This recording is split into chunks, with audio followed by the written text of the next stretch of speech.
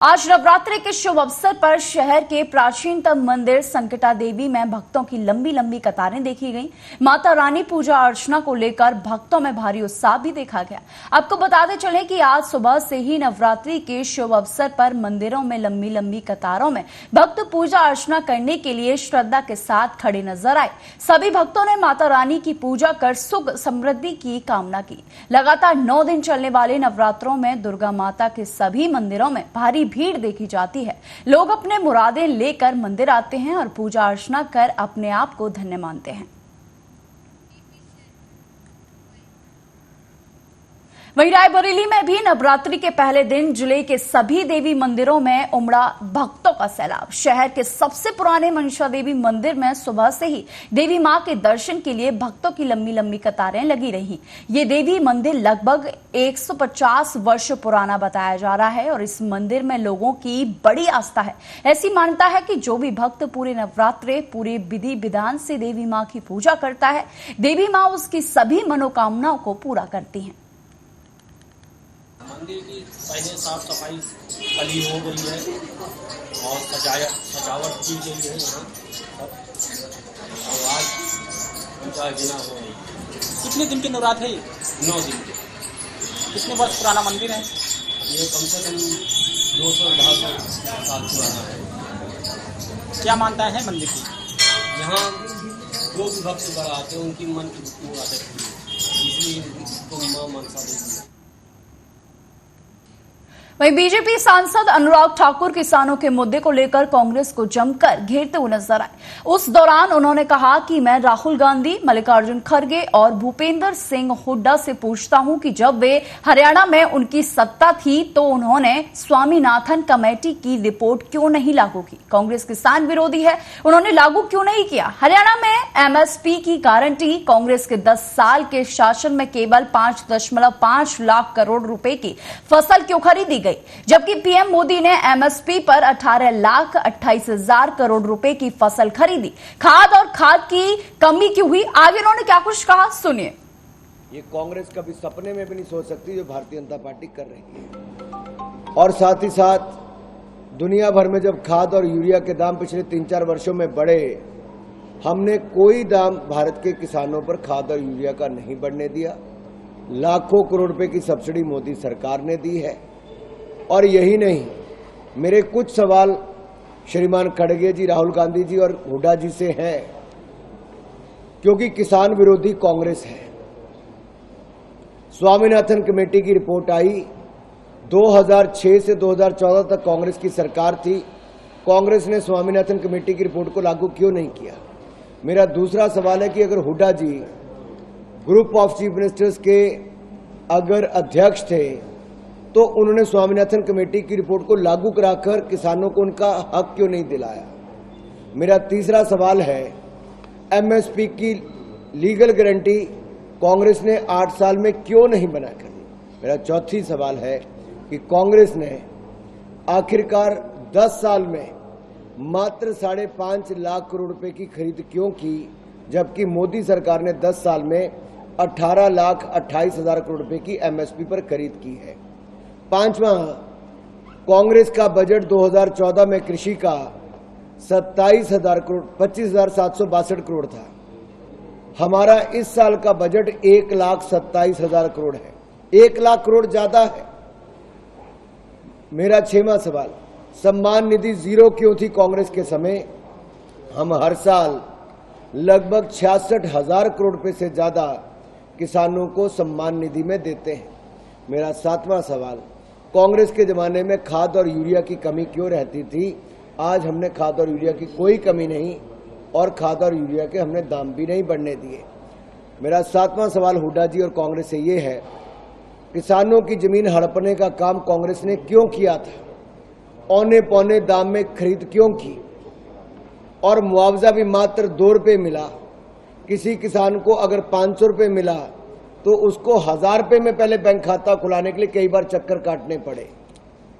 हुड्डा जी, राहुल जी, खड़गे जी, आपको किसानों को जवाब देना होगा कि आपकी सरकार में खाद की कमी के कारण इन पर लाठियां बरसाई जाती थी और मेरा खड़गे जी से विशेष रूप से सवाल है कि आपके अपने राज्य कर्नाटक में 1200 किसानों ने आत्महत्या की है। 1200 किसानों ने आत्महत्या की। खड़गे जी, आप 1200 किसानों के घरों में क्यों नहीं गए? वहीं केंद्रीय मंत्री और तेलंगाना भाजपा अध्यक्ष किशन रेड्डी ने कहा कि केसीआर ने प्रधानमंत्री, भाजपा नेताओं और केंद्र सरकार के लिए जिस भाषा का इस्तेमाल किया, रेवंत रेड्डी आज उससे भी ज्यादा खराब भाषा का इस्तेमाल कर रहे हैं। दोनों पार्टियों ने असंसदीय भाषा का इस्तेमाल किया है और अभी भी इसका इस्तेमाल जारी रख रहे हैं। उन्हें लगता है कि वे ऐसी भाषा का इस्तेमाल करके सुर्खियां बटोरेंगे, लेकिन मैं तेलंगाना के लोगों से उनका बहिष्कार करने का अनुरोध करता हूं। 10-15 साल से जो राजनीतिक पार्टी नेता जो अपना अपना प्रेस कॉन्फ्रेंसेस में, अपने भाषणों में, अपने सोशल मीडिया में जो भाषा यूज कर रहे, जो अपमान करते हुए, महिलाओं को अपमान करते हुए, तेलंगाना समाज को अपमान करते हुए, राजनीति में थोड़ा भी नैतिकता ना रहते हुए जो बातचीत कर रहे, ये बहुत आज नीचे लेवल पे है। और उसको पहला केसीआर शुरू किया है। जो भाषा प्रधानमंत्री के ऊपर, जो भाषा केंद्र सरकार के ऊपर हो, जो भाषा विपक्ष के नेता के ऊपर हो, केसीआर यूज करते थे, उससे ज्यादा आज रेवंत रेड्डी यूज कर रहे। ये बिल्कुल दोनों पार्टी ये गलत भाषा यूज करते हुए, अनपार्लियामेंट्री लैंग्वेज यूज करते हुए राजनीति किया है, अभी भी कर रहे। वो समझते हैं जैसा हम ये लैंग्वेज यूज करें तो हम जनता के बीच में हीरो बनेगा, जनता के बीच में हमारे को स्वागत करेगा और मीडिया के बीच में हमारे को हेडलाइंस में मिलेगा, हेडिंग्स में मिलेगा, ऐसा ये लोग भी समझते हैं। इसीलिए मैं सभी तेलंगाना जनता को भी अनुरोध करता हूं, ऐसे बात करने वाले नेताओं को, ऐसे बात करने वाले पार्टियों को बहिष्कार करना। दूसरा विषय भी है, मैं मीडिया से भी मैं नम्रपूर्वक मैं विनती करना चाहता हूं, आप लोग भी जब तक ऐसे नेताओं का भाषण, ऐसा नेताओं का स्टेटमेंट्स बहिष्कार नहीं कर सकते हैं, ब्लैक लिस्ट में नहीं लगाते हैं, ये तेलंगाना में भी बढ़ेगा, देश में भी बढ़ेगा। जो भी पार्टी हो, जो भी व्यक्ति हो, मेरा पार्टी को हो, विपक्ष को पार्टी हो, मगर देश में बात करने में तरीका रहना है।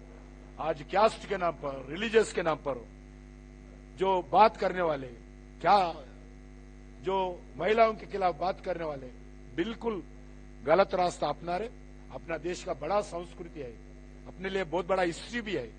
हम लोगों से मिलजुल के काम करने वाले समाज है हमारा भारत का समाज, हमारा तेलंगाना समाज भी ऐसी है। मगर तेलंगाना समाज में आज एक विष बीज केसीआर ने डाला है, आज रेवंत रेड्डी उसको पालन कर रहे। आज एक सिनेमा एक्टर के परिवार के ऊपर एक तेलंगाना मिनिस्टर बोले हैं, बिल्कुल गलत है, ऐसा बोलना बिल्कुल ठीक भी नहीं। महाराष्ट्र के उप मुख्यमंत्री देवेंद्र फडणवीस के बयान पर शिवसेना यूबीटी नेता संजय राउत ने कहा कि वोट जिहाद क्या है। इस देश के नागरिक मुस्लिम, जैन, हिंदू, पारसी हैं। अगर वे बीजेपी को वोट देते हैं तो ये ठीक है। अब भाजपा मुस्लिम महिलाओं के लिए 3 तलाक कानून क्यों लाए? हमें पता चला है कि गुजरात के लोग महाराष्ट्र में भाजपा को वोट देते हैं, समाज के अन्य वर्गों के लोग भी उन्हें वोट देते हैं। क्या देवेंद्र फडणवीस जैसे लोग इस देश को फिर से तोड़ना चाहते हैं? आगे उन्होंने क्या कुछ कहा, सुनिए। क्या होता है वोट जिहाद, मुझे बताइए। इस देश में, इस देश का नागरिक है, मुसलमान है, जैन है, पारसी है, हाँ हिंदू है। अगर इस देश के नागरिक है और वो वोट करते हैं, अगर आपको वोट करता है तो चलता है क्या? अगर ये वोट जिहाद की बात है तो आपने मुस्लिम महिलाओं के लिए ट्रिपल तलाक का कानून क्यों लाया भाई? क्यों लाया? आपको और समाज के लोग देते हैं तो उसको क्या कहेंगे आप? अब महाराष्ट्र में गुजरात के लोग देते हैं बीजेपी को, ऐसा हमको पता चलता है, तो आप उनको क्या कहेंगे? गुजरातियों का वोट जिहाद कहेंगे? और भी समाज के लोग आपको वोट देते हैं। क्या चला इस देश में? आप इस देश को फिर एक बार तोड़ना चाहते हैं, फडणवीस जैसे लोग? हाँ, ये गांधी का देश है ना। कल प्रधानमंत्री ने गांधी के ऊपर बहुत बड़ा प्रवचन दिया है, आप देखिए, और बोलते हैं हम सब लोग गांधी विचार से अलग हो गए। तो आप कहाँ गांधी विचार मानते हैं? अब कहाँ ये होट जिहाद वगैरह ये सब उनके दिमाग का कचरा है। क्या होता वहीं सिरोली थाना क्षेत्र के गांव कल्याणपुर में दीपावली के त्योहार के लिए आतिशबाजी बनाने के वक्त भयंकर विस्फोट से एक मकान और उसके आसपास के 5 घर जमींदोज हो गए। भयावह हादसे में 3 महिलाओं की मौत हो चुकी है। 5 लोगों को गंभीर हालत में अस्पताल भेजा गया है। वहीं आपको बताते चले कि कल्याणपुर में रहमान शाह के घर में चोरी छुपे आतिशबाजी बनाने का काम किया जा रहा था। तभी तेज धमाके के रहमान शाह का पूरा घर उड़ गया और उसी के आसपास के 4 घर भी जमींदोज हो गए। वहीं विस्फोट के बाद मकान ढहने की घटना पर बरेली के सीएमओ विश्राम सिंह ने कहा कि सिरौली क्षेत्र की घटना है जिसमें 3 घायल लोगों को हमारे द्वारा आपातकालीन वार्ड में लाया गया है। 2 शव भी बरामद किए गए हैं। एक शव अज्ञात है और 55 वर्षीय जो दूसरा शव है वो महिला का है और उनका उपचार जारी है। सिरौली क्षेत्र की घटना है जिसमें हमारे पास इमरजेंसी में 3 लोग आए हुए हैं जो घायल हैं। छोटी बेगम, रहमान और फातिमा। फातिमा का बर्न है तो सीरियस है। बाकी 2 डेड बॉडी आई हुई है। एक अनआइडेंटिफाई है और एक जो है जो सिस्टर है 55 ईयर्स ओल्ड है, फीमेल, सितारा करके। तो जो समुचित व्यवस्था है ट्रीटमेंट की जा रही है और जो संभव स्वास्थ्य विभाग जो कर सकता है उनके लिए बेटरमेंट के लिए वो ट्रीटमेंट दिया जा रहा है। सिरौली क्षेत्र थाना सिरौली क्षेत्र अंतर्गत गांव कल्याणपुर में रहमान शाह का मकान एवं आसपास के अन्य 3 मकान गिरने की सूचना प्राप्त हुई थी। इस सूचना पर आकर के तत्काल स्थानीय पुलिस द्वारा देखा गया तो जो भी लोग घायल थे उनको तत्काल अस्पताल भेजा गया। इसके पश्चात जो प्रारंभिक रूप से जो जानकारी प्राप्त हुई, पता चला है कि एक लाइसेंस जो पटाखों का लाइसेंस था वो नासिर शाह के नाम पर था और ये जो घटना स्थल है वो नासिर शाह का अस्पताल बताई जा रही है। मौके पर कुल 3 व्यक्तियों की मृत्यु हुई है और इसमें 5 लोग घायल हुए हैं। सभी को अस्पताल रवाना किया गया है और मौके पर विस्तृत जांच। वहीं दूसरी ओर छतरपुर जिले में भी पटाखा बनाने वाली फैक्ट्री में जो है विस्फोट की खबर सामने आई है। आपको बता दें कि छतरपुर जिले के हरपालपुर नगर के गलान रोड स्थित एक मकान में बन रहे पटाखा गोदाम में बारूद ब्लास्ट हुआ। मौके पर स्थानीय पुलिस व फायर ब्रिगेड आग बुझाने में जुट गई। मौके पर नौगांव एसडीएम विशा माधवानी, नौगांव तहसीलदार, सारे अधिकारी मौके पर पहुंचे। हालांकि बताया जा रहा है कि इस विस्फोट के बाद कोई भी हताहत होने की कोई भी खबर सामने अभी तक नहीं आई है। यहाँ पे पटाखा फैक्ट्री में ब्लास्ट हुआ है, एक आवाज आई है। अच्छा, और इसमें लोग बागों ने देखा तो मालूम चला कि आग लग गई है पटाखा फैक्ट्री में। फिर क्या किया? प्रशासन को मालूम चला तो प्रशासन आई। क्या कोई जानहानि हुई है? नहीं, जानहानि तो कुछ नहीं हुआ है। कोई घायल हुआ? नहीं, कोई घायल नहीं हुआ है। प्रशासन ने आग पर काबू पा लिया। अभी चल रही है प्रशासन की कार्रवाई, जिस पर अभी कार्रवाई चल रही है और काफी काम में जो है 12:30 बजे यहाँ भाई ब्लास्टिंग भाई जब सूचना मिली पूरा मोहल्ला इकट्ठा हुआ, पूरा प्रशासन सब आया। अच्छा, क्या स्थिति देखी गई? कोई जनहानि हुई है? जनहानि नहीं हुई। अच्छा, आग पर काबू पा लिया प्रशासन? आग पे काबू नहीं, अभी नहीं पाया, अभी तो आग चल रही। अच्छा, प्रयास कर रहा है प्रशासन। हरपालपुर क्षेत्र के गांव की एक घटना सामने आई थी। यहाँ पता चला कुछ विस्फोट हुआ है। पुलिस प्रशासन की पूरी टीम जो है मौके पर तत्काल पहुंची। फायर ब्रिगेड और एम्बुलेंस भी तत्काल आ गए और फायर ब्रिगेड ने आग बुझा भी दी है। थैंकफुली अंदर कोई जनहानि नहीं है, अंदर कोई व्यक्ति नहीं था। अब इस जगह की जांच की जा रही है कि ये जो बिल्डिंग है, ये भवन है, ये लीगल है या इलीगल, उस पर अभी जांच की जा रही है। जो भी तथ्य सामने आएंगे उस पर वैधानिक कार्रवाई की जाएगी। अभी सब लोग सुरक्षित हैं और मौके पर पूरा अमला भी मौजूद है। खबर रायबरेली से है, जहां पुलिस अधीक्षक के निर्देशन पर चलाए जा रहे अभियान के तहत रायबरेली पुलिस को बड़ी सफलता प्राप्त हुई है। आपको बता दें कि पुलिस ने 2 शातिर चोरों को गिरफ्तार कर उनके पास से चोरी की गई नकदी व सोने चांदी के जेवरात को बरामद किया गया है। आपको बता दें कि मामला मिल एरिया थाना क्षेत्र का है, जहां काफी दिनों से चोरी की वारदातों को चोर अंजाम दे रहे थे। 2 शातिर चोर अंसार व सलीम चेकिंग के दौरान पुलिस के हत्थे चढ़ गए। दोनों चोरों के पास से पुलिस ने 2 सोने की चैन, बिछिया, पायल व कुंडल सहित 18,000 रुपए नगद बरामद किए गए हैं। पुलिस ने दोनों चोरों को गिरफ्तार करके न्यायिक अभिरक्षा में जेल भेज दिया है। देखिए, थाना मलेरिया के अंतर्गत चोरी की कुछ वारदात हुई थी, जिसके क्रम में हमारी टीम जो है लगातार जो भी अभियुक्त थे उनकी गिरफ्तारी हेतु प्रयास कर रही थी। जिसके क्रम में आज दिनांक 2 अक्टूबर को करीब 11:30 बजे के करीब में सादा नहर के पास में 2 अभियुक्तों को गिरफ्तार किया गया है और जिनसे पूछताछ की गई और उनके पास से हमें जो सामान बरामद हुआ है उसमें तकरीबन 18,500 रुपये नगद है और जो कि अंसार एक व्यक्ति है उसके पास से मिला है। 2 अदद चैन है पीली धातु, कुंडल है, 10 बिछिया है। वहीं अलीगढ़ के थाना रोराबर क्षेत्र के गौड़ा रोड से 5 दिनों से लापता युवक का शव नाले में पड़ा हुआ बरामद किया गया है। वहीं परिजनों ने नामजद लोगों पर घर से बुलाकर हत्या करने और पुलिस द्वारा शिकायत के बाद लापता को नहीं ढूंढने का आरोप लगाया है। आपको बताते चले कि ये मामला गौड़ा रोड गली नंबर 2 निवासी शरीफ को 5 दिन पूर्व नामजद लोग घर से बुलाकर ले गए थे। जब शरीफ घर नहीं पहुंचा तो परिजनों ने इस बात की शिकायत थाने में और चौकी पर की, लेकिन पुलिस द्वारा शरीफ की तलाश करने में लापरवाही बरती गई। वहीं शरीफ का शव जलालपुर पुलिस चौकी के निकट नाले में पड़ा हुआ मिला है। पोस्टमार्टम के बाद परिजनों ने शव को शाह जमाल चौकी के सामने रखकर जाम लगाकर प्रदर्शन करते हुए आरोपियों की गिरफ्तारी की मांग की है। जानकारी होने पर स्थानीय पार्षद व बसपा नेता सलमान शाहिद मौके पर पहुंच गए। लोगों को समझा बुझाकर कैसे भी करके उन्होंने मामला शांत करा दिया। पुलिस ने एक आरोपी को हिरासत में ले लिया है। वहीं पुलिस अग्रिम कार्रवाई में जुटी हुई है। विमल घर पे आया था, मेरे अंदर कमरा में से उठा के ले गया था। मेरे बेटा कुछ सो रहा था। जुमा को इसकी तबीयत खराब भई, मैंने घर रख लिया। शनिचर को 8 बजे जी यहाँ पे आया चाय पीने के लिए। उसके बाद में घर गया, फिर 11 बजे फिर आया जी घर से निकल के। फिर 3 जने ऐसे 3 बजे के करीब जी हमारी गली में बैठे रहे हैं। फिर लेके गए, फिर इसका पता नहीं।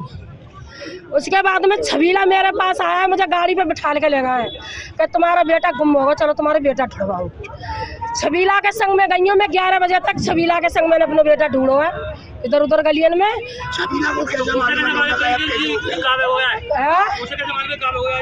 नहीं तो बताइए, छबीला ने मुझे घर से ले गया गाड़ी से मार के मोटरसाइकिल से और घर से ले जाकर मुझे गली गलियन में घुमाया है।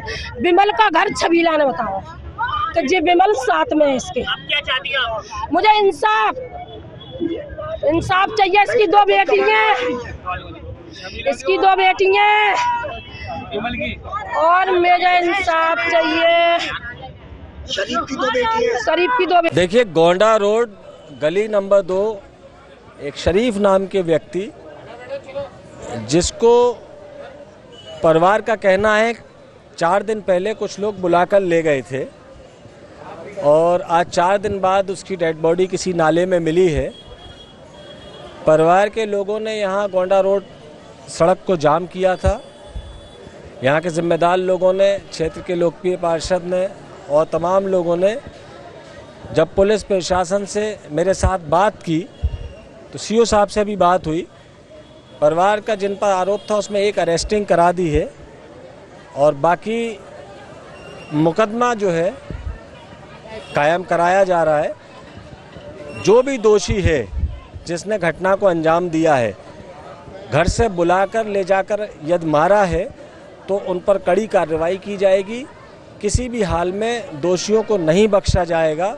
हम सब लोग पीड़ित परिवार के साथ हैं।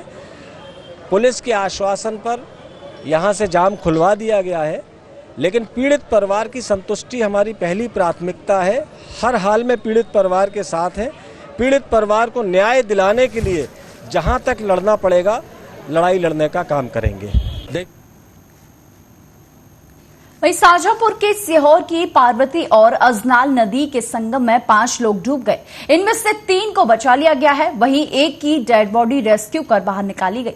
एक की तलाश अभी भी जारी है। पुलिस और एनडीआरएफ की टीम उनकी तलाश में जुट गई है। हादसा ग्राम पंचायत अमलाहा के पास देहरी घाट पर सुबह करीब 8 बजे बताया जा रहा है। 5 युवक पितृ मोक्ष अमावस्या पर स्नान के लिए नदी में उतरे थे। इसी दौरान गहराई में चले गए। ये सभी आपस में रिश्तेदार लगते थे। काला पीपल के रहने वाले कृपाल सिंह मेवाड़ पिता बाबूलाल मेवाड़ ग्राम भीलखेड़ा की डेड बॉडी निकाल ली गई है। वहीं एक की तलाश अभी भी जारी है। शाजापुर के द्वारा सुबह 8 बजे के लगभग सूचना दी गई थी कि कालापेमल थाना क्षेत्र में पार्वती नदी के दहरी घाट पे 2 व्यक्ति को डूबने की सूचना है, उस पर टीम भेजी जाए। डीआरसी टीम सुजानपुर को तत्काल रवाना किया गया। उसके बाद मेरे द्वारा पता लगाया गया तो उक्त घटना सीहोर जिले के भीमपुरा तहसील की है, जहां दहरी घाट पे मामा भाने 2 व्यक्ति डूबे हैं। और सीहोर जिले की टीम भी डिस्ट्रिक्ट कमांड लड़िया मैडम से बात हुई है, उनके द्वारा टीम रवाना कर दी गई है और दोनों जिलों की टीमें संयुक्त रूप से सर्चिंग कर रही है। डीप डाइवर की व्यवस्था भी करके मैंने भेजी गई है, जो शायद अब पहुंच गया होगा और उसने भी डीप डाइविंग शुरू होगी और जल्द सफलता मिलने। वहीं छतरपुर जिले के बड़ाम लहरा सिविल अस्पताल में नवनिर्मित प्रसूति प्रतीक्षालय का शुभारंभ अस्पताल प्रबंधन की लापरवाही के चलते 2 बार किया गया। जानकारी के अनुसार राष्ट्रीय स्वास्थ्य मिशन मध्य प्रदेश की संचालक प्रियंका दास द्वारा जारी आदेश के मुताबिक 2 अक्टूबर गांधी जयंती के दिन सिविल अस्पताल में नवनिर्मित प्रसूति प्रतीक्षालय का उद्घाटन क्षेत्र के गणमान्य जनप्रतिनिधियों के माध्यम से कराया जाना था, जिसके एवज में अस्पताल प्रबंधन की लापरवाही के चलते उक्त वर्थ वेटिंग रूम का उद्घाटन पहले 11:30 बजे पूर्व विधायक प्रद्युमन सिंह के द्वारा कराया गया। हालांकि उनके द्वारा फीता नहीं काटा गया था। इसके कुछ समय बाद फिर से उसी कक्ष का उद्घाटन किया गया। उसके लिए वर्तमान विधायक रामसिया भारती पहुंची तो पता चला कि पूर्व विधायक द्वारा कक्ष का उद्घाटन पहले से ही किया जा चुका है। कुछ समय के लिए विधायक रामसिया भारती नाराज नजर आई। इसके बाद उन्होंने दोबारा से अस्पताल प्रबंधन का जो है वो फीता काटकर उसका उद्घाटन किया गया। हमारे सिविल हॉस्पिटल में बड़ा मलहरा के प्रसूति प्रतीक्षालय का हमने शुभारंभ किया है। उसका अभी बहुत आवश्यकता इसलिए आ गई थी क्योंकि हमारी जो गर्भवती हमारी माताएं बहनें हैं जो दूर दराज गांव से आती हैं, यदि उनको ऐसा लगता है कि डिलीवरी में 2-3 दिन शेष हैं, डॉक्टर साहब बता देते हैं, तो वो वापस घर चली जाती हैं।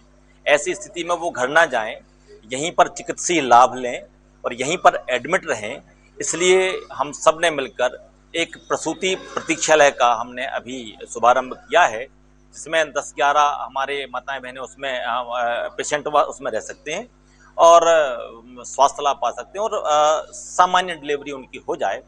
इसके लिए हमने ये अभी शुभारंभ किया है। हमारे सिविल हॉस्पिटल में अब ये तो है ही अस्पताल प्रबंधन की तो है ही, प्रोटोकॉल को ही नहीं समझते हैं। क्या समय था इससे पहले वो उद्घाटन कर गए, आप इंतजार ही करती रही उद्घाटन के लिए? 12 बजे का समय। तो आप क्या कहेंगे इस पे?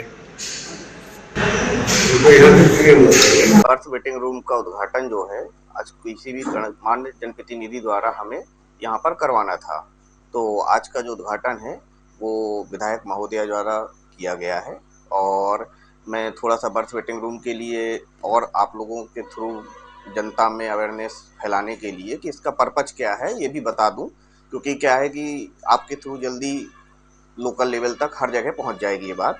हमारा पर्पज बर्थ वेटिंग रूम बनाने का ये है कि जो भी हमारी हाई रिस्क महिलाएं होती है, गर्भवती महिलाएं, जिनको कि हम पहले से जैसे हर शुक्रवार को गायनेकोलॉजिस्ट द्वारा जांच करवाते हैं। अब होता क्या है कि इतनी ज़्यादा अवेयरनेस लोगों में नहीं होती है कि उन्हें पता हो कि हमारी डिलीवरी की डेट आज है और हम एक दिन पहले वहां जाकर भर्ती हो जाएं। हम हाई रिस्क में हैं, पढ़े लिखे नहीं रहते हैं, तो उसके लिए हमने कि उन्हें हम पहले से ही छांटेंगे कि जैसे आज हमें पता चल गया कि 1 हफ्ते बाद इस महिला की डिलीवरी होने वाली है, तो उन्हें 7 से 10 दिन पहले ऐसी संस्थाओं में जहाँ पे बर्थ वेटिंग रूम बनाए गए हैं वो ऐसे चयनित ऐसी हुई है कि जहाँ पे घरों में डिलीवरी होम डिलीवरी ज़्यादा है या जहाँ पे हाई रिस्क ज़्यादा है, जहाँ पे गर्भवती महिलाओं की मृत्यु ज़्यादा हो रही है, तो उन जगहों को छांट करके हमने ये बनाए हैं, जिसमें से 6 बेड का हॉस्पिटल जो है एक कमरा हमने चयनित किया है। और इसमें हम 7 से 10 दिन पहले उन महिलाओं को ला करके भर्ती करेंगे, जिससे कि हम उनको समय से उपचार दे पाएँ। अगर किसी को ब्लड चढ़ना है, किसी को रेफ़र करना है जिला के लिए, तो हम उन्हें